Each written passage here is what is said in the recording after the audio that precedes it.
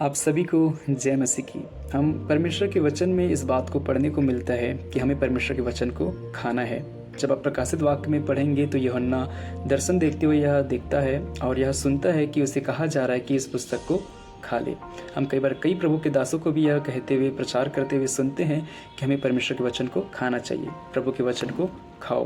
तो जब कभी मैं इस तरह की बातों को सुनता या फिर पढ़ता था तो मुझे समझ नहीं आती थी कि असल में परमेश्वर के वचन को खाना है क्या। परंतु प्रभु की आत्मा ने मुझे इस चीज़ को समझाया जिसे मैं आपके साथ बांटना चाहता हूँ। जब आप पुराने नियम में पढ़ेंगे तो आपको देखने को मिलेगा कि जब जब इजरायली परमेश्वर के विरोध जाकर गुनाह और गलती करते थे तो परमेश्वर उन्हें बंधुआई में भेज देते थे। उसी तरह से परमेश्वर ने एक बार पूरे इजरायलियों को बंधुआई में भेज दिया और वहाँ पर 4 ऐसे नौजवान भी उस बंधुआई में गए थे जिनके नाम वहाँ पर रखा जाता है सदरक, मेशक, अबेदनगो, और एक था दानियल जो कि नबी भी था। बाइबल बताती है कि इन जवानों को चुना गया कि वे राजा के सामने रह करके उनकी सेवा टहल करें और उनको उसकी ट्रेनिंग भी मिलने वाली थी।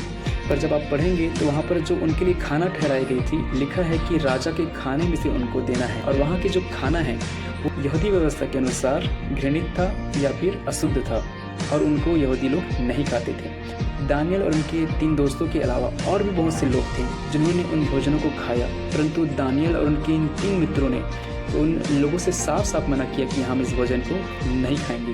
आप जानते हैं, जब इस वचन को मैं पढ़ते हुए जा रहा था यहाँ पर प्रभु ने बहुत खूबसूरती से इस बात को हाईलाइट किया कि देख, यहाँ पर दानियल और उसके मित्र इस अशुद्ध भोजन को मना करके उस भोजन को खा रहा है जिसे मैंने दिया है। आप जानते हैं, परमेश्वर ने अपनी व्यवस्था में यहाँ आज्ञा दिया है कि तुम इन जंतुओं को, इन जीव को नहीं खा सकते, ये तुम्हारे लिए अशुद्ध है। और इस आज्ञा को उसने अपने अंदर रखा था और उस समय दानियल इस भोजन को खा रहा था।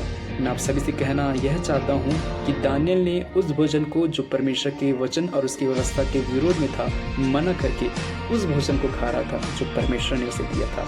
और यही है परमेश्वर के वचन को खाना, परमेश्वर के वचन को मानना, उसका पालन करना उस वचन को खाने की तरह है। और इसका अर्थ इस तरह से प्रभु ने मुझे समझाया। आप सभी को इन वचन के द्वारा आशीष मिले। आप सभी को जय मसीह।